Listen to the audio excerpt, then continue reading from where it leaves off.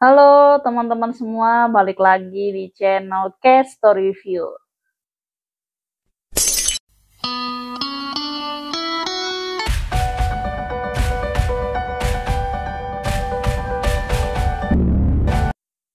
Oke teman-teman, hari ini saya mau berbagi lagi tentang pengalaman saya secara pribadi mengajukan pinjaman KUR ya untuk menambah modal usaha saya. Untuk yang belum tahu, saya ini juga memiliki usaha sendiri ya teman-teman ya. Teman-teman bisa cek di media sosial saya, silakan ini ada Shopee, Tokopedia, TikTok Shop, terus tuh Lazada, itu semuanya namanya sama ya, Case Story Review, itu toko saya menjual jaket dan juga rompi khusus wanita dan pria ya, gitu. Jadi saya emang spesialis di rompi dan jaket gitu ya. Nah, saya juga ada kebutuhan untuk pengajuan pinjaman KUR, kredit usaha rakyat dengan bunga yang cukup kecil, yaitu 6% per tahunnya gitu ya. Nah, ini saya akan mau cerita tentang pengalaman saya yang mau mengajukan KUR yang begitu sangat susah di tahun 2025 ini ya. Yuk kita masuk ke ceritanya ya.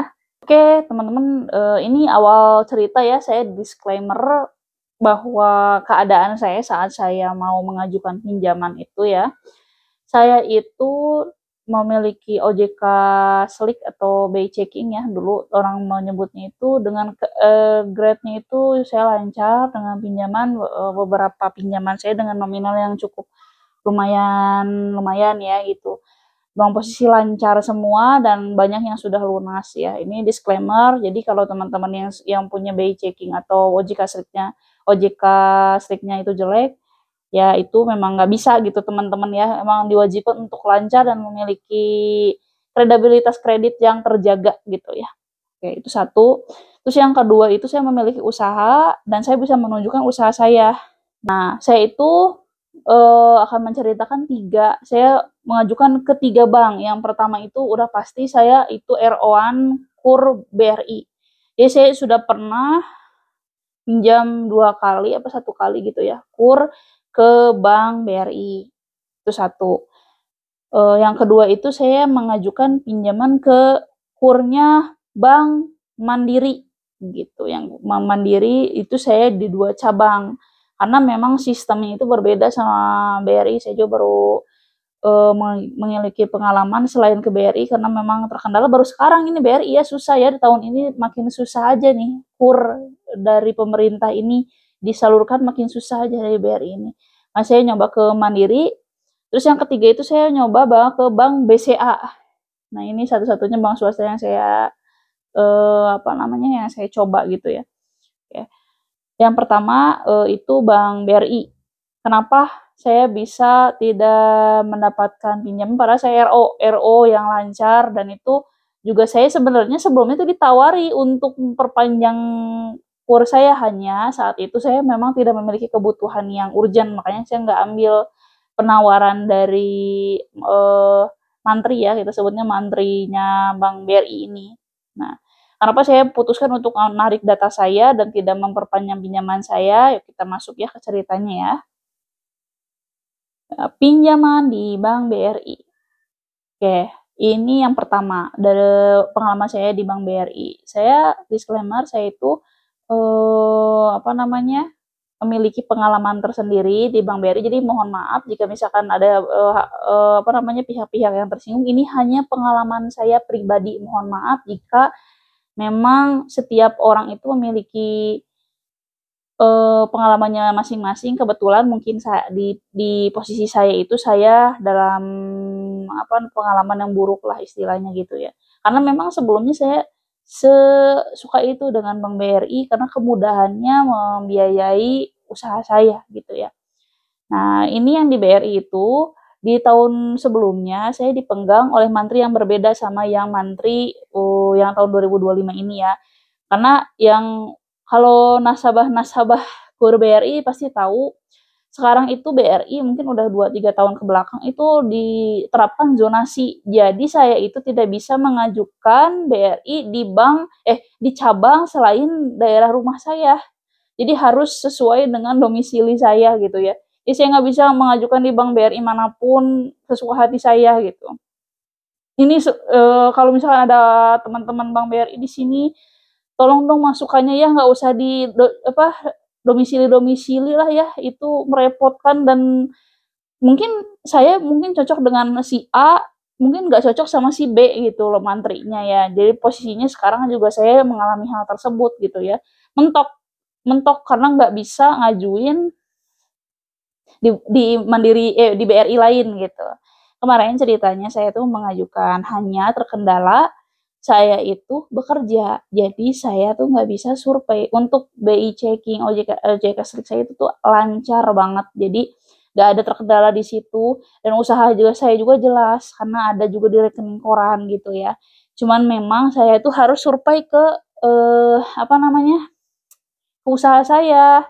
Saya hanya minta waktu itu di weekend, karena weekend itu kan saya libur. Saya minta pengertiannya bahwa emang saya bekerja di saat itu.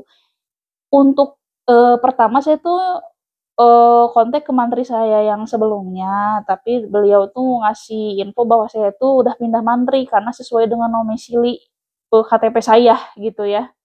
Oke, saya kontak mantri yang baru. Ternyata beliau tidak mau survei di luar jam kerja. Oke, baik, kata saya itu. Jalan keluarnya bagaimana? Karena kan saya kerja, saya bilang kan.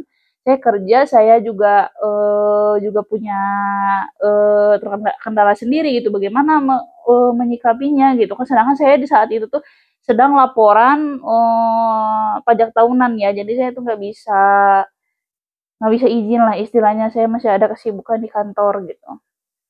Dan jawabannya ya itu nggak di luar ekspektasi saya. Ya kalau ibu kan ibu yang butuh. Ini yang buat saya narik berkas saya di BRI ya. Ibu kan yang butuh. Harusnya ibu yang menyeluangkan waktu, bukan saya. Ini perkataan mantri dengan nadanya itu nggak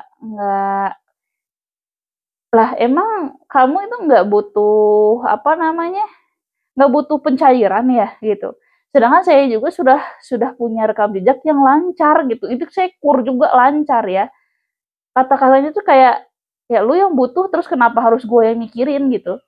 Padahal mantri saya yang sebelumnya itu luar biasa ya, Ibu Anggi.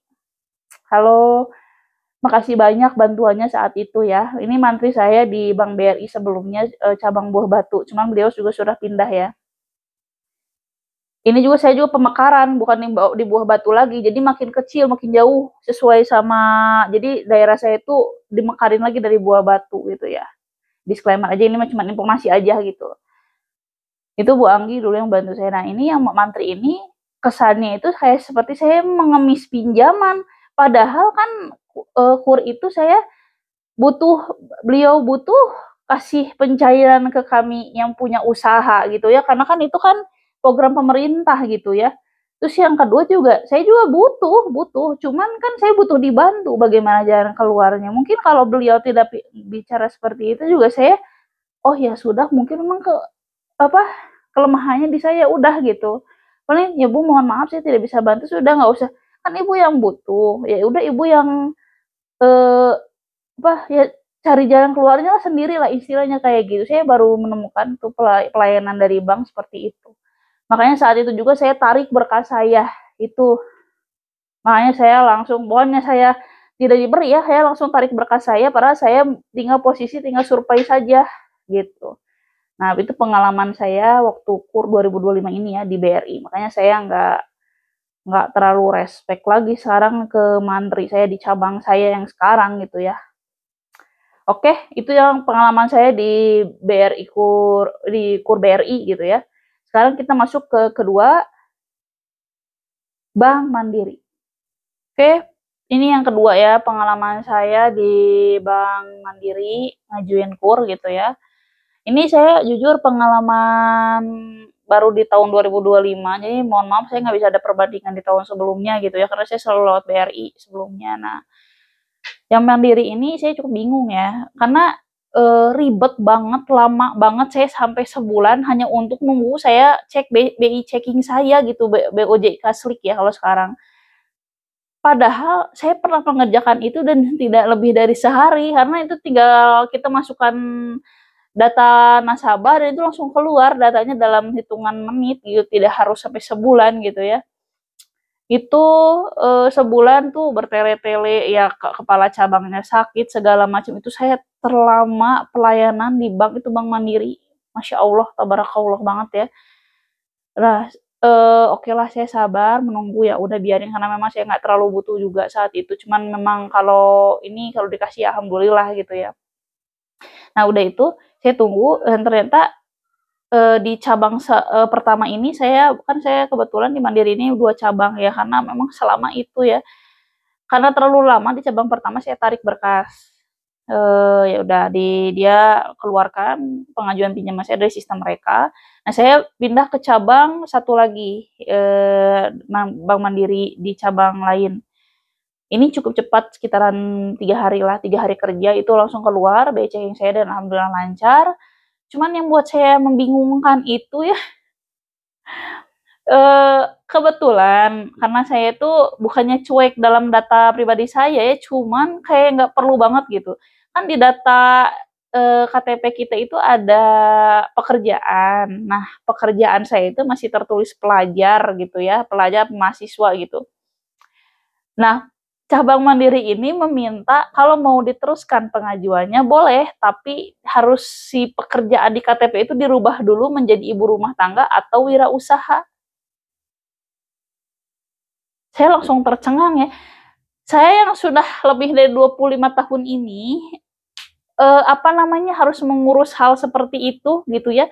Sedangkan kita, kalian-kalian di sini semua tahu ya, pengurusan KTP itu kan nggak mudah, nggak lama lah, mudah ya, cuman nggak lama, nggak sebentar gitu lah, lama prosesnya.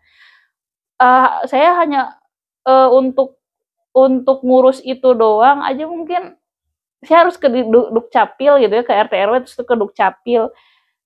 Belum lagi saya pengajuan ulang aja belum tentu saya dicairkan pinjaman kur saya di Mandiri itu, sampai udahlah saya tarik aja lagi. Jadi saya sebatas itu aja sih teman-teman ya, pengalaman saya di Mandiri ya. Nah, yang ketiga itu saya pengalaman saya di mengajukan kur di Bank BCA ini ya, yang ketiga.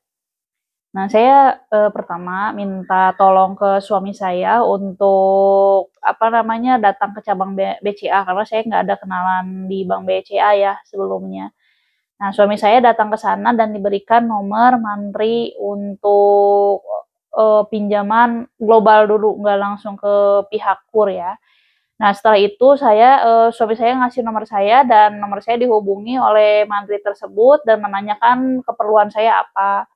Nah, saya di telepon tersebut, telepon apa WA gitu ya, saya lupa. Saya menjelaskan bahwa saya mau mengajukan pinjaman kredit usaha rakyat yang bunganya 6%, sudah saya jelaskan. Nah, beliau ini yang, menjelaskan ke saya, bilang kalau misalkan pinjaman KUR itu lebih susah karena kuotanya sedikit, seperti itu. Karena BCA itu katanya dapat kuota KUR itu sedikit dibandingin Bank BRI. Oke, terus jalan keluarnya seperti apa? Saya tanya gitu kan.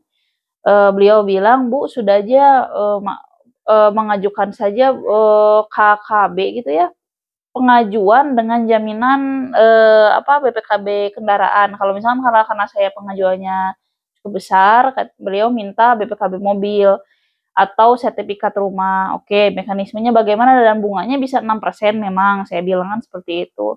Oh enggak Bu, kalau pinjaman dengan jaminan kendaraan ini atau sertifikat rumah ini masuknya ke pinjaman konvensional untuk pembiayaan biasa.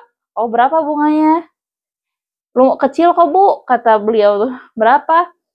12% per tahun, 2 kali lipatnya dari bunga KUR yang saya butuhkan gitu ya.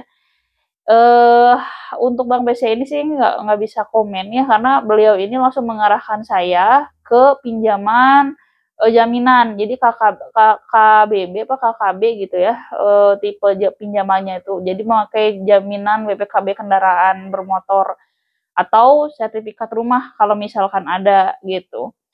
Jadi saya nggak tertarik dan langsung close aja gitu, nggak nanya lebih lanjut karena dicontohkannya ke situ terus gitu sama Bank BCA ya. Saya kurang tahu perihal kuota dan segala macamnya, cuman informasi dari Bank BCA tersebut, mereka dapat kuotanya sedikit gitu. Oke, teman-teman semua, ini udah semua saya ceritakan pengalaman saya mengajukan KUR di 3 bank berbeda, dengan kebutuhan dan juga kondisi saya yang memang biaya checkingnya lancar ya, dan juga usahanya ada, itu masih mendapatkan kesulitan gitu ya. Semoga nanti ke depannya pemerintah dan bank-bank BUMN dan swasta ini bisa memperbaiki jika memang mau UMKM-nya maju gitu ya. Karena jujur untuk usaha itu kadang kita perlu pinjaman, kadang enggak juga gitu sebenarnya. Cuman kadang di saat kita butuh pinjaman itu tolonglah dibantu gitu. Karena kan kita juga bisa buka lapangan pekerjaan untuk masyarakat juga gitu. Jadi semoga kedepannya pemerintah dan juga bank-bank BUMN dan swasta ini bisa kolaborasi saling memudahkan untuk membantu masyarakat, terutama UMKM yang membuka lapangan pekerjaan gitu teman-teman. Ya, makasih udah mendengarkan video saya hari ini. Semoga pengalaman saya bermanfaat dan itu bisa jadi pelajaran dan juga bisa diambil positifnya sama teman-teman ya. Jika teman-teman ada pengalaman seperti saya dan mau menceritakan, boleh di email detail ceritanya ke email ini. Ini saya tulis di bawah. Semoga nanti saya bisa bawakan di sini ya. Makasih teman-teman semua sudah mendengarkan video saya hari ini. Jika bermanfaat, tinggal silahkan share video ini, subscribe dan like video ini ya. Makasih teman-teman. Bye.